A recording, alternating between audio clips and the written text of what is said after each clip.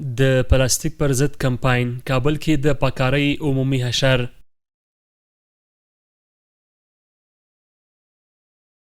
په کابل ښار کې د نفوسو زیاتوالی او انساني فعالیتونه هغه څه دي چې دغه ښار د هوا د ککړتیا سره مخ دی. نو په همدې موخه د چاپیریال ساتنې ګډو هڅو ته اړتیا ورځ تر بلې ډیریږي.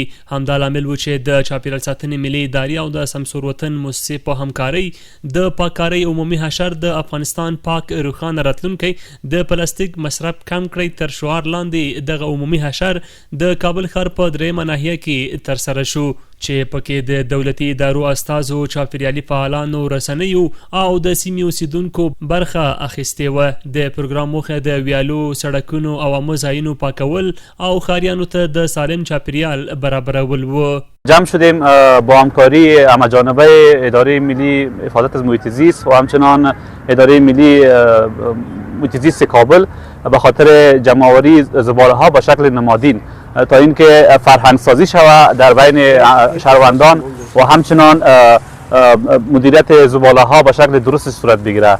بنان فعالین محیط زیست و همچنان همکارای رضاکار ما اینجا جمع شدن تا اینکه این فرهنگ نهادینه بسازیم در داخل شهر. ښاغلی سلیمان خیل وایي کابل یو له ګڼمېشتو ښارونو څخه دی او د پلاستیک زیات استعمال د چاپیریال د ککړتیا ستر لامل کیږي. نوموړي له خلکو وغوښتل چې د پلاستیک کارونه راکمه کړي او د چاپیریال ساتنې فرهنګ ته وده ورکړي. د چاپیریال ساتنې ملي ادارې مسؤلین هم ټینګار کوي چې د ښار پاک ساتل یوازې د ادارو دنده نه بلکې د هر وګړي شرعي، اخلاقی او ټولنیز مسؤلیت دی. شما بهتر میفهمید که پلاستیک یکی از مضرترین جنسی است که باعث اضرار مختلف به صحت انسان ها می شود.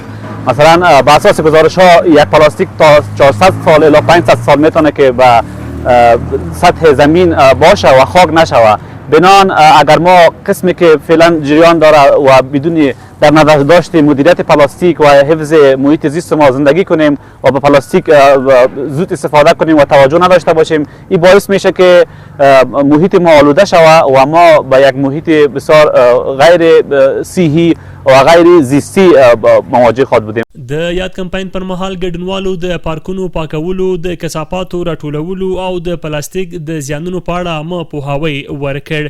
د پلاستیکي سړي ننداره د خلکو لپاره د پام وړ وه چې د پلاستیک ناوړه اغېزې په عملي بڼه وښودې.